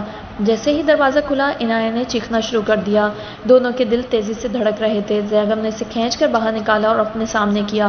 رک جاؤ زیغم، چھوڑو مجھے، وہ زور زور سے چلا رہی تھی۔ زیغم چونکہ اپنا زیادہ تر غصہ دروازے پر نکال چکا تھا، اس لیے عنایہ پر حملہ کرنے کا ارادہ نہیں رکھتا تھا۔ تم نے یہ اچھا نہیں کیا، وہ اسے سرخ آنکھوں سے دیکھتا کہنے لگا۔ اور جو تم نے کیا وہ کیا کیا میں نے بتاؤ؟ تم نے میرا… وہ بات مکمل کرتی اس سے پہلے زیغم نے اس کا جبڑا دبوچ لیا۔ خبردار جو یہ گھٹیا لفظ استعمال کیا، نکامے ہو تم میرے اور جائز ہو مجھ پر، وہ اسے غصے سے دیکھتا کہنے لگا اور پھر دوبارہ اسے کندھوں سے دبوچ لیا۔ اور ہاں، سامان سمیٹو اپنا، میرے کمرے میں شفٹ ہو رہی ہو تم۔ عنایہ کا سانس ایک دم رک گیا تھا، وہ آنکھیں پھیلائے اسے دیکھنے لگی۔ کیوں؟ کیونکہ تم اپنا بدلہ لے چکی ہو مجھ سے، کسی بھی نرمی کی امید مت رکھنا تم، اور جب تم مجھ پر زبردستی کا الزام لگا ہی رہی ہو تو پھر میں بھی 5 سال کیوں نہ اچھے انداز سے گزاروں۔ عنایہ کا دل اسے ایک اور بار تھپڑ لگانے کا کیا، لیکن وہ اس کے برعکس چیخنے لگی، کبھی بھی نہیں، دور رہو مجھ سے۔ اچھا تو مجھے روک کر دکھاؤ۔ وہ ایک دم اس کی گردن پر جھکا۔ عنایہ نے اس کے سینے پر ہاتھ رکھ کر اسے خود سے دور کرنا چاہا۔ وہ اپنے قدموں پر جھومنے لگی تھی۔ اگر زیغم نے اسے نہ تھاما ہوتا تو وہ ضرور گر جاتی۔ زیغم نے اپنا چہرہ اونچا کیا اور پھر اس کے ہونٹوں کی طرف جھک گیا۔ عنایہ خود کو آزاد کروانے کے لیے تڑپ رہی تھی جب زیغم نے اسے دھکا دیتے ہوئے آزاد کیا اور وہ پیچھے دیوار سے جا ٹکرائی۔ وہ تمسخرانہ مسکراتے ہوئے اسے دیکھ رہا تھا۔ اپنا سامان باندھو لڑکی، کیونکہ میرا ایسا کرنا تمہیں بالکل پسند نہیں آئے گا۔ وہ اسے دھمکاتے ہوئے وہاں سے چل دیا جبکہ عنایہ اس کے اس رویے پہ زیادہ خوفزدہ ہو گئی۔ وہ بیٹھی تو انیکا بیگم کے پاس تھی، لیکن اس کا دماغ کہیں اور تھا۔ وہ بھی اس کی غائب دماغی نوٹ کر رہی تھی۔ انا، مجھے کچھ بات کرنی ہے۔ جی امی کہیں، وہ مسکراتے ہوئے پوچھنے لگی۔ تم اور زیغم بچے کے بارے میں کیوں نہیں سوچتے؟ اس سے تم دونوں کا رشتہ مضبوط ہو جائے گا۔ اپنی طرف سے انہوں نے اسے مسئلے کا حل بتایا، لیکن اس کی آنکھیں پھیل گئیں۔ کیا ہوا؟ ایسے حیران کیوں ہو رہی ہو؟ شادی کے بعد بچے؟ امی، آپ کہاں سے یہ سب سوچتی رہتی ہیں؟ آرام کریں، اور ہمارا رشتہ جیسا ہونا چاہیے ویسا ہی ہے۔ اور پھر شادی کو وقت کتنا ہوا ہے؟ صرف 3 مہینے۔ وہ ان کو بات مکمل کرنے کا موقع دیے بغیر تیزی سے کہنے لگی۔ ٹھیک ہے، میری مت سننا، تم لوگ ٹھہرے نئی نسل کے، کوئی خوشی مجھے نہ دینا۔ وہ اب ناراض ہوتی کہنے لگی تو عنایہ ہنس پڑی اور پھر اپنی ماں کو منانے لگی۔ وہ 1 ہفتے سے دوبارہ اس کمرے میں رہ رہی تھی۔ زیغم نے اسے بیڈ پر تھوڑی سی جگہ دے دی تھی اور خوش قسمتی سے اس کی طرف کوئی پیش قدمی بھی نہیں کی تھی۔ وہ ابھی ابھی جاگی تھی، اس لیے بیڈ پر بیٹھی آنکھیں کھولنے کی کوشش کر رہی تھی جب زیغم وارڈروب سے شرٹ کے بٹن بند کرتے ہوئے نکلا۔ بلا شبہ وہ ایک ہینڈسم اور قابل مرد تھا، بس اگر اس کا غصہ اتنا شدید نہ ہوتا تو عنایہ کو وہ شاید اتنا زہر نہ لگتا۔ زیغم نے اس کی نظریں خود پر مرکوز دیکھی تو اس کے سامنے آ بیٹھا۔ عنایہ نے جلدی سے ان کا زاویہ بدلا تھا۔ آج رات ہمیں ایک اہم پارٹی پر جانا ہے۔ اہم اس لیے کیونکہ وہ ایک فنڈ ریز کرنے والی ہے، اور دوسرا یہ کہ وہاں نامور ہستیاں ہوں گی اور تم وہاں اپنا بہترین رویہ اختیار کرو گی، سمجھی؟ وہ اپنی نظریں اس پر مرکوز کر کے کہنے لگا، اور اگر تم نے کچھ بھی گڑبڑ کی تو اس کا نتیجہ تمہاری پیاری امی بھگتیں گی۔ اب کی بار عنایہ نے سر ہلا دیا کہ وہ کوئی الٹی حرکت نہیں کرے گی۔ گڈ، دوپہر میں تمہاری ڈریس یہاں پہنچ جائے گی اور اس کے ساتھ کچھ جولری بھی، جو پسند آئے وہ لے لینا۔ اس کے علاوہ ایک لڑکی تمہیں تیار کرنے آ جائے گی، اسے تنگ مت کرنا اور میری واپسی تک تیار رہنا۔ پچھلی بار عنایہ نے اسے جان بوجھ کر دیر کروائی تھی، اس لیے اب وہ پارلر گرل ارینج کر رہا تھا۔ عنایہ نے بھیس سے کمرے میں ادھر ادھر دیکھتے ہوئے سر اس بات میں ہلا دیا تو پرسکون ہو کر اس کے قریب سے اٹھ گیا، لیکن وہاں سے جاتے ہوئے اس کے چہرے پر ایک پرکشش مسکراہٹ پھیل گئی۔ ابھی وہ دوپہر کا کھانا کھا کر فارغ ہی ہوئی تھی جب نورین نے اس پارلر والی لڑکی کے آنے کی خبر دی۔ اس نے نہ جانے اس کے چہرے پر کون کون سے فیشل شروع کر دیے اور ساتھ ساتھ اس کی خوبصورتی کی تعریف کرتی رہی۔ وہ اتنی تعریف پر آنکھیں گھماتی رہی۔ ابھی بھی اس کے چہرے پر کوئی ماسک لگا ہوا تھا۔ جب جویلری شاپ سے کوئی آ گیا، اس کے سامنے مختلف ڈائمنڈ کے سیٹ رکھے گئے۔ میم، آپ کو جو پسند آئے وہ لے لیں۔ ہر چیز ایک سے بڑھ کر ایک تھی، کسی ایک کو پسند کرنا مشکل تھا۔ واہ، ان امیروں کے بھی الگ ہی مزے ہوتے ہیں، وہ دل میں سوچ کر رہ گئی۔ پھر اچانک یاد آیا کہ کیسے زیگم نے کم قیمت انگوٹھی اتار کر مہنگی انگوٹھی پسند کی تھی۔ اس کے سامنے 6 مختلف ڈیزائن کے سیٹس پڑے تھے۔ یہ سب کتنی مالیت کے ہوں گے؟ وہ سرسری انداز میں پوچھنے لگی۔ تقریباً 1 کروڑ کے قریب۔ اچھا، تو پھر سب میں لوں گی۔ مینیجر ایک دم حیران ہوا اور اسے دیکھنے لگا۔ کیا ہوا؟ کچھ نہیں میڈم۔ گڈ، اب آپ بل زیگم صاحب کو بھیج دیں۔ جی، لیکن انہوں نے تو ایک سیٹ کا ہی کہا تھا، وہ پریشانی سے کہنے لگا۔ ارے میں بیوی ہوں اس کی، اگر یقین نہیں تو سب اٹھائیں اور چلتے بنیں۔ نہیں میم، یہ سب یہی ہے، میں بل انہیں بھیج دوں گا۔ عنایہ مسکرانے لگی اور پھر واپس کمرے میں آ گئی۔ پارلر والی نے اپنا کام شروع کیا تھا جب زیگم کی کال آنے لگی، لیکن وہ اسے نظر انداز کرتی رہی۔ اس کی واپسی تک وہ مکمل تیار تھی۔ زیگم کمرے میں آیا تو اسے دیکھ کر ٹھٹک گیا۔ ایسا لگتا تھا جیسے حور لفظ اس کے لیے بنا ہو، لیکن جب 1 کروڑ کا بل یاد آیا تو اسے حور سے وہ چڑیل لگنے لگی۔ یہ تم نے کس خوشی میں اتنی مہنگی چیزیں لی؟ کیا ہو گیا؟ تم تو بہت مالدار شخص ہو نا؟ زیگم اپنی ٹائی اور شرٹ اتارتے ہوئے اس سے مخاطب تھا۔ عنایہ نے اپنا رخ دوسری طرف کر لیا اور وہ بھی وارڈروب چلا گیا۔ 20 منٹ بعد وہ مکمل تیار تھا اور عنایہ اس کا انتظار کر رہی تھی۔ تم میرے بینک اکاؤنٹ پر بہت مہنگی ہو، اب یہ کس بات کا بدلہ تھا یہ بھی بتا دو۔ وہ اب تک اس کی عادت سے خوب واقف ہو چکا تھا اور ابھی بحث کا وقت نہیں تھا، نہ ہی وہ سامان واپس لوٹانا چاہتا تھا۔ یہ جو تم نے مجھے سکوں سے ملایا تھا اس کا بدلہ ہے، وہ آنکھیں مٹکاتے ہوئے کہنے لگی اور کمرے سے باہر چلے گئی۔ پہلے تو اسے ایسا کچھ یاد نہ آیا، لیکن جب وہ ویٹر والی بات یاد آئی تو دان کچکچاتا اس کے پیچھے چلا گیا۔ پارٹی میں وہ ہر وقت زیگم کے ساتھ رہی۔ اس کی ملاقات کئی سیاستدان اور بزنس ٹائکون سے ہوئی۔ پچھلی بار کی وجہ سے اس نے پانی کی بھی صرف 2 گھونٹ ہی لیے۔ کچھ وہ پرسکون اس لیے بھی تھی کہ زیدی وہاں نہیں تھا، لیکن وہ کہاں جانتی تھی کہ یہ وقتی ہی ہے۔ وہاں اس کی طرح اور بھی کئی لڑکیاں موجود تھیں۔ ان کے کئی لوگوں سے بات ہوئی اور کافی لوگ اس سے متاثر بھی تھے۔ زیگم اب کسی کے ساتھ کوئی ڈیل کے بارے میں بات کر رہا تھا۔ جب بیڈنگ کا عمل شروع ہوا، مختلف لوگ بیڈنگ لگا رہے تھے۔ کچھ لڑکیاں ہال سے اٹھ کر فریش ہونے جا رہی تھیں، اس سے بھی ریسٹ روم جانا تھا، تو وہ زیگم کو بتا کر کھڑی ہو گئی۔ ہال سے باہر ایک کوریڈور میں نکلی، لیکن وہ لڑکی نہ جانے کس طرف گئی تھی۔ انہیں ڈھونڈنے کے چکر میں وہ کہیں اور ہی نکل آئی۔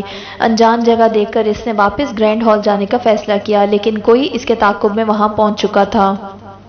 وہ واپسی کے لیے پلٹی، جب دروازے سے کچھ فاصلے پر کسی انجان شخص کو دیکھا۔ عنایت سے نظر انداز کر گئی اور آگے بڑھ گئی۔ تم جیسی لڑکی زیگم جہانگیر کے ساتھ کیا کر رہی ہے، اور وہ تمہیں اپنی بیوی کیوں کہہ رہا ہے؟ عنایت ایک دم رک کر اس کی سمت دیکھنے لگی۔ وہ اس شخص کو نہیں جانتی تھی، لیکن یقیناً وہ جانتا تھا۔ اتنا مشکل سوال؟ چلو میں آسان کر دیتی ہوں، میں اس کے ساتھ اس لیے ہوں کیونکہ میں زیگم کی بیوی ہوں، وہ ہونٹ سکیڑ کر طنزیہ انداز میں کہتی۔ پھر سے پلٹی جب اس شخص نے عنایت کی کلائی مضبوطی سے تھام لی۔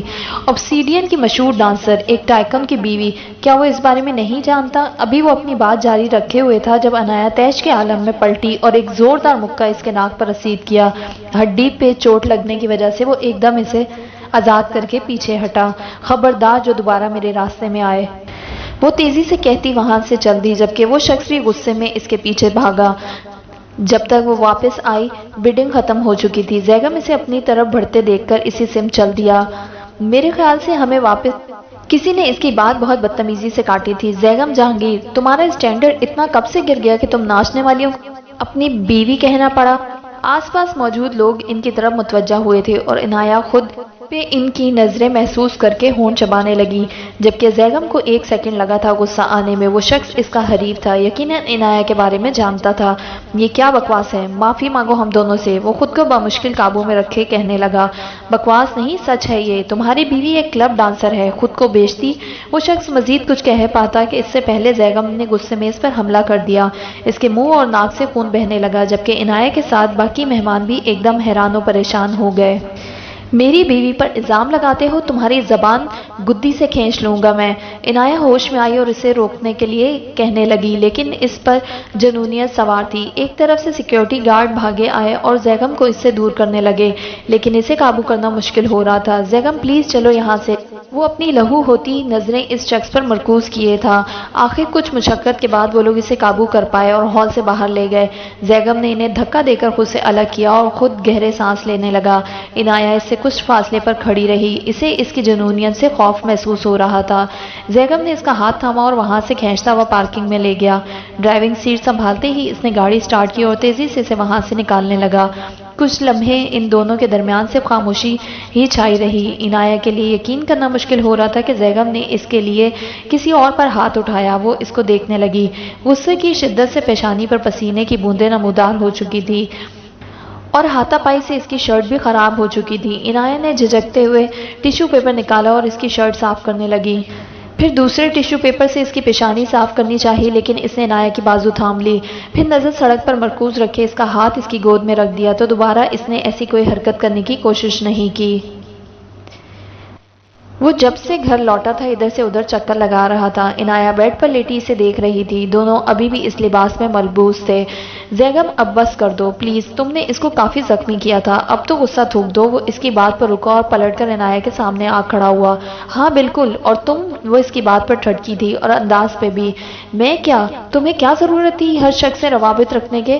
اسے تو اپنے کانوں پہ یقین نہ آیا۔ وہ شخص ابھی بھی اس کے بارے میں یہ سوچ رکھتا تھا۔ تم پاگل ہو، کیا کہہ رہے ہو؟ زیگم نے اسے کندھوں سے دبوچا اور اپنے سامنے کھڑا کیا۔ ابھی بتا دو کہ کتنے لوگوں سے تم بکواس بند کرو زیگم، وہ نم آنکھیں لیے چیخی تھی۔ اس کا عکس دھندلا گیا تھا۔ تمہاری اتنی ہمت کہ مجھ سے زبان درازی کرو؟ شاید وہ اس پر ہاتھ اٹھانے کا ارادہ رکھتا تھا جب وہ دھاڑ اٹھی۔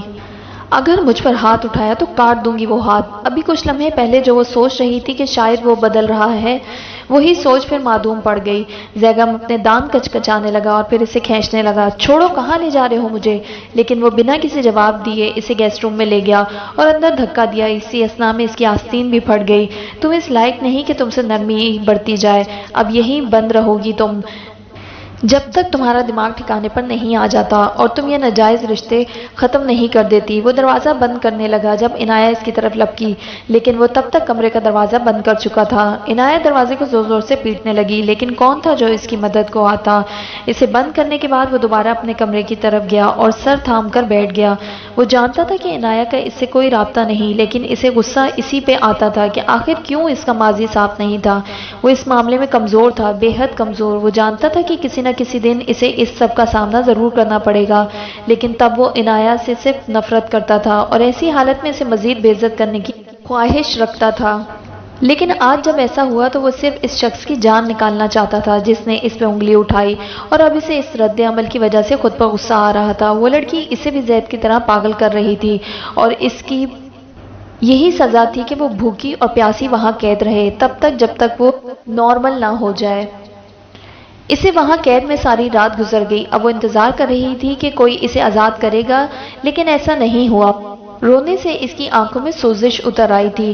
گھڑی 11 بجانے لگی تو اس نے دروازہ پیٹنا شروع کر دیا کہ آخر کوئی ملازم ہی اسے یہاں سے آزاد کر دے، لیکن انہیں تو زیگم نے سختی سے اس طرف جانے سے بھی منع کیا ہوا تھا۔ جب وہ تھک گئی تو لڑکھڑاتے قدموں پر اٹھی اور واش روم میں جا کر منہ ہاتھ دھونے لگی اور پھر نلکے سے پانی پیا اور پھر باہر آ کر بیڈ پر بیٹھ گئی۔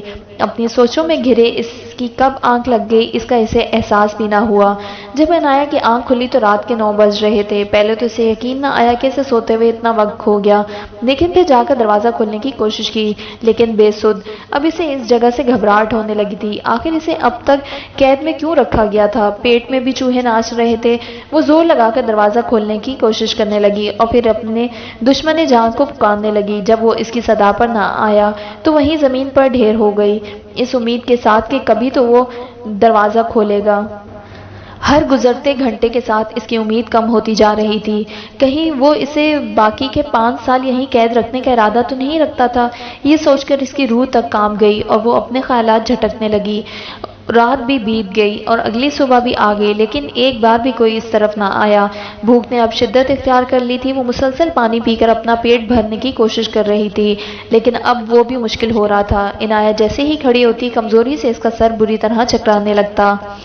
وہ پانی پینے کے لیے اٹھی تھی جب چکر آنے کی وجہ سے پھر سے بیڈ پر بیٹھ گئی۔ کتنی ہی دیر وہ سر پکڑ کر بیٹھی رہی۔ زیگم نے تو اسے یہاں مرنے کے لیے چھوڑ دیا تھا۔ ان 2 دنوں میں اس نے فیصلہ کر لیا تھا کہ وہ اس کے ساتھ نہیں رہے گی اور اس کا منصوبہ بھی بنا لیا تھا۔ مسئلہ صرف یہ تھا کہ وہ منصوبہ وقت طلب تھا اور نہ جانے زیگم اسے تب تک زندہ بھی چھوڑتا یا نہیں۔ سوچنے سے اس کے سر میں مزید درد ہونے لگی تو وہ خیالات جھٹک دیتی۔ سب سے پہلے تو یہاں سے نکلنا تھا۔ وہ دیوار کا سہارا لیتی پھر سے کھڑی ہوئی اور جھولتی ہوئی واش روم گئی۔ پیٹ بھر کر پانی پیا اور پھر سے بستر پر آ گری۔ بھوک کی شدت سے وہ بار بار کروٹیں بدلتی لیکن جلد ہی کمزوری کے باعث اس کی آنکھ لگ گئی۔ جب جاگی تو رات ہونے والی تھی۔ آج اسے یہاں قید میں تیسری رات ہوئی۔ رونے کی اب ہمت بھی نہیں تھی۔ مشکل سے وہ دروازے تک پہنچی اور دونوں ہاتھوں سے اسے زور زور سے بجانے لگی لیکن ہمیشہ کی طرح کوئی جواب نہ آیا۔ آخر وہ دروازے سے ہی پیشانی ٹکا کر کھڑی ہو گئی اور پھر پلٹ کر اس سے ٹیک لگا کر بیٹھ گئی۔ آنکھوں کے سامنے اندھیرا چھانے لگا اور وہ بے ہوش ہو گئی۔ آخر آدھی رات کے بعد اس کمرے کا دروازہ کھلا۔ زیگم نے دروازہ کھولا تو کسی وجہ سے وہ ٹھیک سے نہ کھلا۔ اس نے زور لگایا تو احساس ہوا کہ دروازے کے آگے کچھ ہے۔ ذرا سا سر آگے کر کے دیکھا تو عنایہ کا بے ہوش وجود دروازے کو کھولنے سے روک رہا تھا۔ عنایہ! زیگم نے اس کا نام پکارا اور دوبارہ دروازہ کھولنا چاہا لیکن اس کے وجود میں کوئی حرکت نہ ہوئی۔ وہ آہستہ سے دروازہ کھولنے لگا۔ جیسے ہی اس کی گزرنے کی جگہ بنی، زیگم نے کمرے میں داخل ہو کر اسے زمین سے اٹھا لیا اور اپنے کمرے میں لے گیا۔ بیڈ پر لٹایا اور اس کے چہرے کو غور سے دیکھنے لگا۔ 2 دن میں ہی اس کے چہرے کی رونق غائب ہو گئی تھی۔ اس کی وجہ سے اس نے زید کو دھوکہ دیا، عروج سے رشتہ ختم ہو گیا، بزنس میں نقصان ہوا اور رتبے میں بھی۔ پھر بھی اس کا دل اس کی طرف کھنچا جاتا تھا لیکن وہ ان لوگوں میں سے نہیں تھا جن پہ دل کی حاکمیت چلتی تھی بلکہ وہ دماغ سے کام لینے والوں میں سے تھا۔ اسے ان کا سدباب کرنا تھا۔ عنایہ سے دور ہوا اور پانی لا کر اسے ہوش میں لانے لگا۔ کچھ دیر بعد اسے ہوش آ گیا۔ زیگم کا چہرہ اس کے سامنے تھا۔ عنایہ کو لگا یہ صرف اس کا خیال ہے اور وہ آنکھیں بند کرنے لگی جب اس نے اسے کھینچ کر بٹھایا۔ اٹھو، کچھ لاتا ہوں تمہارے لیے، وہ سخت لہجے میں کہتا چلا گیا تو عنایہ کو یقین آیا کہ وہ سچ میں وہی شیطان ہے۔ اس کے انداز میں کوئی پشیمانی نہیں تھی بلکہ جھنجھلاہٹ تھی جسے اس کا ارادہ مزید پختہ ہو گیا۔ کچھ دن ان کے نارمل گزر گئے اور وہ اپنی امی سے ملنے جانے لگی اور جویریہ سے باتیں کرنے لگی۔ جویریہ کی زندگی اس سے بھی زیادہ کٹھن تھی۔ علی اسے آئے دن مارتا تھا اور کپڑے سلائی کر کے اس کے پاس جو پیسے ہوتے تھے وہ لے جاتا۔ محض ایک وقت کی دال روٹی بھی مشکل ہو رہی تھی۔ وہی زیگم اس کی طرف پیش قدمی کرنے لگا تھا۔ آئے دن وہ اس کے قریب ہونے کے مختلف بہانے ڈھونڈتا۔ ایسا نہیں تھا کہ اس کا انداز بدل گیا تھا، وہ اس پر ویسے ہی طنز کرتا تھا لیکن اس سے پہلے جب وہ اس کے قریب آتا تھا تو اس میں نفرت ہوتی تھی۔ اب کچھ اور۔ ابھی ابھی وہ دونوں ڈنر کر رہے تھے جب عنایہ نے جگ کی طرف ہاتھ بڑھایا۔ جیسے ہی اس نے جگ تھاما، زیگم نے بھی تبھی جگ کی طرف ہاتھ بڑھایا اور عنایہ کے ہاتھ تھام لیا۔ ان کا بیک وقت جگ کی طرف بڑھنا اتفاق ضرور تھا لیکن اتنی دیر تک اس کا ہاتھ تھامے رکھنا نہیں۔ عنایہ نے اپنا ہاتھ آزاد کروانا چاہا لیکن اس نے نہیں چھوڑا۔ مسٹر زیگم، کیا تم مجھے ہراس کرنے کی کوشش کر رہے ہو؟ مسز زیگم، آپ کی عقل کو 21 توپوں کی سلامی ہے۔ کوئی اپنی بیوی کو بھی ہراسمنٹ کا شکار کرتا ہے، پھر چاہے وہ کچھ سال کے لیے ہی ہو۔ عنایہ نے اپنا ہاتھ پھر چھڑوانے کی کوشش کی لیکن ناکام رہی۔ تو کیا فلرٹ کر رہے ہو؟ مجھے فلرٹ کی کیا ضرورت، اور فلرٹ کے لیے تم ہی رہ گئی ہو کیا؟ تو پھر میرا ہاتھ کیوں نہیں چھوڑ رہے؟ وہ ضد ہونے لگی۔ تاکہ تمہیں اس کی عادت ہو جائے۔ اب تم میری بیوی ہو اور مجھ پہ اتنا ظرف نہیں کہ میں اپنا حق وصول نہ کروں۔ اس کی اس طرح سکون سے کہی گئی بات سے عنایہ کی بھویں تو سر سے جا لگیں۔ چھوڑو میرا ہاتھ، گھٹیا چھچورے کہیں کے۔ وہ اب کھڑی ہو کر جھٹکے سے خود کو آزاد کروانے لگی۔ آرام سے بیٹھ جاؤ عنایہ، اپنی بازو توڑوانی ہے تو میں ویسے ہی یہ کام سر انجام دیتا ہوں۔ وہ رکی اور اس سے گھور کر دیکھنے لگی۔ تم یہ سوچ کو ذہن سے نکال ہی دو، وہ دوسرے ہاتھ کی انگلی اس کی طرف کرتی کہنے لگی۔ زیگم نے اس کا دوسرا ہاتھ بھی پکڑ لیا اور کھینچ کر اپنے قریب کیا۔ اگر ایسی ہی بات ہے تو میری قربت سے تمہاری سانسیں کیوں تیز ہو جاتی ہیں؟ عقل کام کرنا چھوڑ دیتی ہے، دل کی دھڑکن بے ترتیب ہو جاتی ہے۔ وہ اس پر جھکتے ہوئے کہنے لگا۔ تم کیسے کہہ سکتے ہو کہ میری دھڑکن بے ترتیب ہو جاتی ہے؟ وہ اس کی نبض کو انگوٹھے سے سہلانے لگا۔ اوہ یس، اوہ، کسی غلط فہمی میں مت رہو تم۔ یہ سب اس لیے کیونکہ تم سے نفرت کرتی ہوں میں۔ چلو یہ بھی دیکھ لیں گے۔ وہ اسے آزاد کرتا ہوا اس سے دور ہو گیا۔ اگلے دن سمینہ بیگم کی واپسی نے ان دونوں کو سرپرائز کر دیا لیکن عنایہ کو کافی سکون ملا۔ ان کے مطابق زید کافی بہتر تھا۔ انہوں نے یہ بات زیگم کو کہی لیکن نظریں عنایہ پہ تھیں۔ وہ جانتی تھی زید جیسے لوگوں کا پیار 4 دن کا چاندنی اور پھر اندھیری رات کے مترادف ہوتا ہے۔ وہ ان سے مل کر واپس آ گئیں۔ جب زیگم اس کے پیچھے آ گیا، لگتا ہے تمہیں کافی دکھ ہوا ہے کہ تمہارا پتا اس کی زندگی سے کٹ چکا ہے، وہ کنکھیوں سے دیکھتا طنز کے تیر چلاتے ہوئے کہنے لگا تو وہ آنکھیں گھما گئی۔ ہاں، بہت دکھ ہوا ہے، میں اب زندہ کیسے رہوں گی؟ وہ کسی دکھی اداکارہ کی طرح کہنے لگی، جبکہ زیغم کی آنکھوں سے ناپسندیدگی جھلکنے لگی۔ وہ قدم اٹھاتا اس کے سامنے عین پیچھے کھڑا ہو گیا۔ جیسے ہی وہ پلٹی سے اتنے قریب دیکھ کر چونک گئی، لیکن اس کی پشت پر ڈریسنگ ٹیبل ہونے کی وجہ سے وہ پیچھے نہ ہو سکی۔ زیغم اس پر جھکنے لگا اور وہ دونوں ہاتھ اس کے گرد ڈریسنگ ٹیبل پر ٹکا دیے، اسے اپنے حصار میں قید کیے۔ زیغم اس پر مزید جھکنے لگا۔ ایسا کیا ہے میرے بھائی میں جو مجھ میں نہیں ہے؟ اس کے سوال سے وہ حیرانگی سے اسے دیکھنے لگی۔ اس کی عنایہ پہ بے یقینی کوئی نئی بات نہیں تھی، لیکن اسے ہر بار تکلیف ہوتی تھی۔ یہ باتیں اسے بھولنے نہیں دیتی تھی کہ وہ اس کے لیے کیا ہے۔ اس نے تو کبھی اس سے پوچھا بھی نہیں تھا، بلکہ خود ہی فیصلہ اخذ کر لیا۔ غصے میں عنایہ اس کا منہ توڑ جواب دینے لگی، تمہارے بھائی میں وہ سب؟ اس کی بات مکمل نہیں ہوئی تھی جب زیغم نے اس پر جھک کر اس کی آواز خود میں قید کر لی۔ اس سے جدا ہو کر وہ اسے تمسخرانہ دیکھنے لگا۔ کیا تب تمہاری سانس کبھی ایسے اکھڑی؟ وہ اس کا لمس خود میں محسوس کر رہی تھی اور اس کی سانس کی گرمائش اپنے چہرے پر۔ وہ اس پر پھر سے جھکا اور اس کی پلکیں ہلکے سے چوم لی۔ کیا پہلے کبھی تم ایسے شرمائی؟ وہ اس کی جھکتی نظریں دیکھ کر کہنے لگا۔ پھر اس نے عنایہ کی ناک کو چوما۔ کیا پہلے دھڑکن یوں بے ترتیب ہوئی؟ اس کی دھڑکن واقعی بے ترتیب ہو چکی تھی، حلق اور ہونٹ خشک۔ زیغم نے اس کا چہرہ دونوں ہاتھوں میں تھاما تو اس نے جھکی ہوئی نظریں اٹھا کر اسے دیکھا۔ وہ اس پر جھکا اور پیشانی پر بوسہ لیا۔ عنایہ اس کے چوڑے سینے کو ہتھیلیوں کی مدد سے دھکیلنے لگی۔ زیغم! وہ مزید کچھ کہتی اس سے پہلے وہ پھر سے اس پر جھک گیا اور وہ بھی آنکھیں بند کر گئی۔ اگلے دن جب وہ جاگی تو اکیلی تھی۔ کل کے بارے میں سوچ سوچ کر اس کا چہرہ سرخ ہونے لگا۔ شاید ان دونوں کے درمیان سب ٹھیک ہو جائے، شاید زیغم اس کے دل میں احساسات رکھنے لگا ہے۔ وہ لیٹے ہوئے دیوار کو گھورتی مسکرانے لگی، لیکن اس رات زیغم کو واپسی پر اس کا رویہ عنایہ کے ساتھ ویسا ہی تھا، تحقیر آمیز۔ اس کی نظروں میں اپنے لیے حقارت دیکھ کر وہ اپنی جگہ پر منجمد رہ گئی اور جو بات کرنا چاہتی تھی اس کا ارادہ بھی ترک کر دیا۔ کچھ دن اس کا رویہ پھر سے ویسا ہی رہا اور ایک دن وہ دوبارہ اس کے قریب آنے لگا۔ اس کا رویہ کب کیسا ہو جائے عنایہ تو سمجھ ہی نہیں پاتی تھی۔ وہ جو نہ چاہتے ہوئے بھی اب زیغم سے نفرت نہیں کر پائی تھی، خود کی کمزوری پر اپنے آپ کو کوسنے لگی۔ بس اس سب کے دوران وہ اس پر ہاتھ نہیں اٹھاتا تھا۔ زیغم جب بھی اس کے قریب جاتا اگلے دن فیصلہ کرتا کہ اب وہ کبھی ایسا نہیں کرے گا۔ کچھ دن پہلے جیسا رہتا، لیکن پھر وہ قسم ٹوٹ جاتی اور وہ اس سے خلوت اختیار کر لیتا۔ یہ سب کچھ کیا تھا؟ وہ خود ہی پاگل ہونے لگا تھا۔ ہر نئی صبح وہ عنایہ سے نفرت کا اظہار کرتا اور ہر ڈھلتی رات کو وہ کمزور ہو جاتا۔ دن اور مہینے گزرنے لگے۔ اس عرصے میں ان کے درمیان ایک سرد دیوار حائل ہو گئی۔ دونوں ہی اپنے جذبات سے انکاری تھے، لیکن یہ نہیں سمجھ رہے تھے کہ انہیں ایک دوسرے کی توجہ اور محبت کی ضرورت ہے۔ عنایہ کی امی اب پہلے سے بہتر تھیں، وہیں جویریہ کی حالت بد سے بدتر ہوتی جا رہی تھی۔ زیغم ابھی بھی ویسا ہی تھا، دونوں ایک دوسرے پر طنز کے نشتر چلاتے۔ کئی بار وہ ایک مہینے تک کہیں چلا جاتا۔ عنایہ کے لیے وہ دن ذہنی سکون سے بھرے ہوتے، لیکن دل تڑپتا رہتا۔ عروج نے اس کے زیغم کے دوست کے ساتھ منگنی کر لی۔ زیغم اپنے دوستوں کے دلوں سے کسی حد تک میل نکالنے میں کامیاب رہا۔ ان تک بھی یہ خبر پہنچ چکی تھی کہ عنایہ ایک کلب ڈانسر ہے، اس لیے انہوں نے خود ہی اسے غلط اور زیغم کو سچا مان لیا۔ عنایہ کو لگتا کہ یہ 5 سال ختم ہی نہیں ہوں گے، یا تب ہوں گے جب اس کی جان چلی جائے گی۔ آخر دیکھتے ہی دیکھتے ان کی شادی کو 1 سال گزر گیا۔ آج ان کی اینیورسری تھی اور وہ پہلے سے زیادہ بجھی ہوئی لگ رہی تھی۔ سمینہ بیگم کچھ دنوں سے اپنے بھائی کے پاس گئی ہوئی تھی۔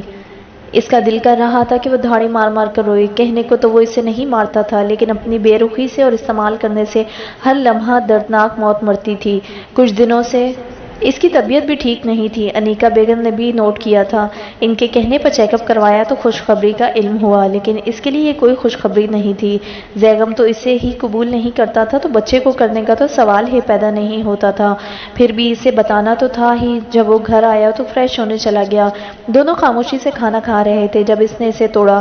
کل میں نے اپنے دوستوں کو بلایا ہے ڈنر پر، اتنے عرصے بعد میرے ان سے تعلقات بہتر ہوئے ہیں۔ وہ اسے کنکھیوں سے دیکھتا کہہ رہا تھا، مطلب صاف تھا کہ وہ اسے بہترین بیوی بننے کا کہہ رہا تھا، لیکن عنایہ اس وقت کسی اور سوچ میں گرفتار تھی تو محض سر ہلا دیا۔ دونوں جب سونے کی تیاری کر رہے تھے تو وہ ایک دم اٹھ بیٹھی۔ زیغم، تم مجھ سے بہت نفرت کرتے ہو نا؟ وہ اسے عجیب نظروں سے دیکھنے لگا۔ مجھے لگا تھا کہ میں تمہارے لیے اپنے احساسات کے بارے میں کافی صاف گو ہوں۔ وہ اپنے ہونٹ چبانے لگی۔ مجھے پتا ہے کہ تمہارے احساس کبھی نہیں بدلیں گے، لیکن فرض کرو اگر تمہیں پتہ لگا کہ میں پریگننٹ ہوں تو۔ زیگم کی آنکھیں ایک دم پھٹ گئیں۔ وہ اس کی طرف تیزی سے آیا اور اس کی گردن دبوچ لی۔ عنایہ کو ایسی حرکت کی توقع تو نہیں تھی، ویسے بھی کئی مہینوں سے اس نے ایسا کچھ نہیں کیا تھا۔ کیا تمہارے ابھی بھی کسی سے تعلقات ہیں؟ کیا تم ایکسپیکٹ کر رہی ہو؟ جہاں اس کا دل خون کے آنسو رویا وہیں وہ زور زور سے سر انکار میں ہلانے لگی۔ میں ویسے ہی پوچھ رہی تھی، اس کے شکنجے میں وہ مشکل سے بولی۔ ایک بات تم کان کھول کر سن لو، میں کسی اور کے بچے کو کبھی نہیں اپناؤں گا، اور اگر وہ بچہ میرا بھی ہوا تو بھی تمہیں کیا لگتا ہے تم جیسی عورت کو میں اپنے بچے کی ماں بننے دوں گا؟ نہیں، میں اسے اس دنیا میں آنے سے پہلے ہی ختم کر دوں گا۔ اس نے اسے دھکا دے کر چھوڑا تو وہ بیڈ پر گری اور اپنی گردن کے گرد ہاتھ رکھ کر سانس کھینچنے کی کوشش کرنے لگی۔ تمہارے یہ حربے مجھ پر کام نہیں کریں گے، سمجھی؟ وہ اس کے بارے میں وہی غلیظ سوچ رکھتا تھا۔ پہلے اسے کچھ امید تھی لیکن اب تو وہ بھی ختم ہو گئی۔ زیگم تو صرف ان 5 سالوں میں اس کو استعمال کرنے کا اور پھر اس سے بور ہو کر دور کر دینے کا ارادہ رکھتا تھا، اور اسے لگا کہ وہ بدل جائے گا، ایک دن وہ اس کے دل میں جگہ بنا لے گی۔ لیکن وہ کتنی غلط تھی۔ اگر وہ واقعی ایسا کرتا، اپنے بچے کو مار دیتا تو وہ تو اس پر الزام لگا کر کانٹریکٹ توڑتا اور اسے چلتا کرتا۔ اب تو اسے اس کانٹریکٹ کی بھی پرواہ نہیں رہی تھی۔ یہ تم نے کیا کر لیا عنایہ؟ کیوں کمزور ہوتی رہی اس بے رحم شخص کے سامنے؟ اسے ان کے ساتھ رہنا ہی نہیں تھا، اور اب تو بات ایک ننھی جان کی تھی جسے وہ پیدا ہونے سے قبل ہی قتل کرنے کا ارادہ رکھتا تھا۔ زیگم دوسرے کمرے میں آ کر ادھر سے ادھر چکر لگانے لگا۔ اسے یقین تھا کہ عنایہ کا دل اس کی دولت پر آ چکا ہے۔ آخر اس نے زید کو بھی دولت کے لیے چھوڑ دیا تھا، اور اب سوچتی تھی کہ اس کی اولاد پیدا کر کے ہمیشہ کے لیے یہیں رہ جائے گی۔ ایسا تو وہ کبھی نہیں ہونے دے گا۔ اس کی اولاد کو ناچنے والی سے پیدا ہونے کا طعنہ ملتا، کبھی بھی نہیں، بلکہ اس کی اولاد تو عروج جیسی کسی باعزت عورت کے بطن سے پیدا ہوگی۔ وہ اپنے ہونٹوں کو سرخ لپسٹک سے رنگ رہی تھی جب وہ اس کے قریب آیا۔ زیگم نے اس کے ہونٹوں پر انگوٹھا رکھا اور انہیں مسلتے ہوئے لپسٹک اتار دی۔ اپنا یہ حسن کسی اور کو دکھانا، میرے دوستوں کو نہیں، وہ تہکمانہ انداز میں کہنے لگا۔ کون سے دوست؟ وہ دوست جو کلب میں آ کر میرا رقص دیکھتے اور مجھ پر پیسے لٹاتے تھے، عنایہ نے بھی طنزیہ انداز میں کہا۔ اس کا اشارہ زیدی اور اس شخص کی طرف تھا جس نے اسے پارٹی میں پہچانا۔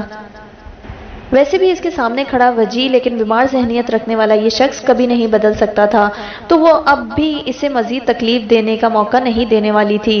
زیگم کی غیر موجودگی میں وہ ڈائمنڈ رنگ اور بریسلٹ لے کر انہیں بیچنے چلی گئی تھی، لیکن وہ اس سے کمپنی کا کوئی کارڈ مانگ رہے تھے جو کہ اس کے پاس نہیں تھا۔ وہ عنایہ کو چور سمجھنے لگے اور وہ بہت مشکل سے وہاں سے نکلی۔ بلیک مارکیٹ میں بھی پتہ کیا، لیکن وہاں تو پتھروں کی قیمت لے رہے تھے۔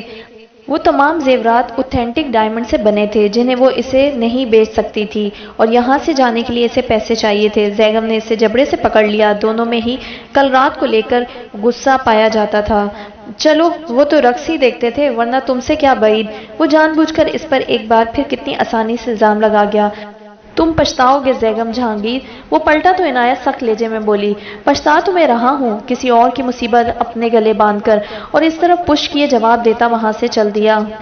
عنایہ نم آنکھوں سے اپنا دھندلا عکس دیکھنے لگی، پھر کچھ دیر بعد وہی سرخ لپسٹک لگانے لگی۔ 1 گھنٹے بعد جب وہ نیچے آئی تو کھانے کا سلسلہ چل رہا تھا۔ ماحول کافی خوشگوار تھا جو اسے دیکھتے ہی سوگ میں بدل گیا۔ وہ بھی کسی کی پرواہ کیے بنا کرسی کھینچ کر بیٹھ گئی۔ زیگم اور وہ دونوں اسے نظر انداز کرنے لگے۔ جب ان میں سے ایک نے عنایہ کو مخاطب کیا، بھابھی ویسے ابھی زیگم بتا رہا تھا کہ آپ کسی اسکول میں ڈانس ٹیچر تھیں، کلب میں نہیں۔ ہم نے آپ کو غلط سمجھا، اس کے لیے سوری۔ وہ مسکراتے ہوئے کہنے لگا، جبکہ عنایہ تو ان سے مل ہی دوسری بار رہی تھی۔ وہ زیگم کو دیکھنے لگا جو نوالا چباتے ہوئے اسے کنکھیوں سے دیکھ رہا تھا۔ نہیں، میں کلب میں ہی ڈانسر تھی۔ پانی کی طرف ہاتھ بڑھاتے اس شخص کے ہاتھ تھمے، اور وہ کبھی زیگم اور کبھی اسے دیکھتا۔ بلکہ آپ کے دوست کو تو لگتا ہے کہ بلکہ یقین ہے کہ میں کوئی پرائیویٹ سروس۔ عنایہ! وہ مزید بولتی، اس سے پہلے وہ دھاڑ اٹھا۔ اس لڑکی نے تو قسم کھا رکھی تھی اسے بدنام کرنے کی۔ وہ کرسی سے کھڑی ہوئی اور اس کی طرف جھک گئی۔ بھاڑ میں گئے تم اور تمہارے دوست اور یہ جھوٹی شان و شوکت۔ زیگم کو آج وہ پھر حیران کر گئی تھی۔ تم مجھے گندا کہتے ہو، پر اصل میں تمہاری سوچ گھٹیا اور بدبودار ہے۔ وہ غصے سے کہتی پلٹی اور بھاگ گئی۔ اس کے جانے کے بعد وہ دونوں اجازت لیتے چلے گئے۔ عنایہ واش روم میں کھڑی دانت صاف کر رہی تھی، سائڈ پر باتھ ٹب کا نلکا کھول کر اس میں پانی بھر رہی تھی۔ جب یاد آیا کہ وہ کپڑے تو بھول ہی گئی ہے تو منہ صاف کر کے تیزی سے دروازے کی طرف بڑھی۔ کچھ گھنٹے پہلے اس کے دوستوں کے ساتھ زیگم بھی چلا گیا تھا۔ وہ دروازہ کھول کر باہر نکلی تو زیگم سامنے ہی کسی بت کی طرح کھڑا اسے دیکھ رہا تھا۔ اس کی آنکھیں سرخ اور اعصاب تنے ہوئے تھے۔ عنایہ نے گھبرا کر دروازہ بند کرنا چاہا لیکن اس نے دروازے پر ہی ہاتھ رکھ کر ایسا کرنے سے روک دیا۔ منع کیا تھا نا میں نے، منع کیا تھا نا کسی بھی ایسی حرکت سے، لیکن تم تو میری زندگی کا عذاب بن چکی ہو۔ وہ جنونی لہجے میں چیخ رہا تھا اور عنایہ کے لیے اس سے اپنی گردن آزاد کروانا مشکل ہو چکا تھا۔ وہ اسے دھکیلتے ہوئے واش روم میں باتھ ٹب کے قریب لے گیا جس میں سے اب بھی پانی بھر کر باہر نکل رہا تھا۔ دل تو کر رہا ہے تمہیں مار کر یہیں گاڑ دوں۔ زیگم چھوڑو میرا ساتھ۔ اگلے ہی لمحے اس نے عنایہ کو گھمایا اور رخ پلٹ دیا، پھر بالوں سے پکڑا، اس کا منہ باتھ ٹب میں بھرے پانی میں ڈال دیا۔ جیسے ہی پانی ناک اور منہ میں گیا وہ بری طرح تڑپنے لگی اور ناخن اس کے ہاتھوں پر مارنے لگی۔ زیگم نے اسے پانی سے نکالا تو اس نے یکدم سانس کھینچا۔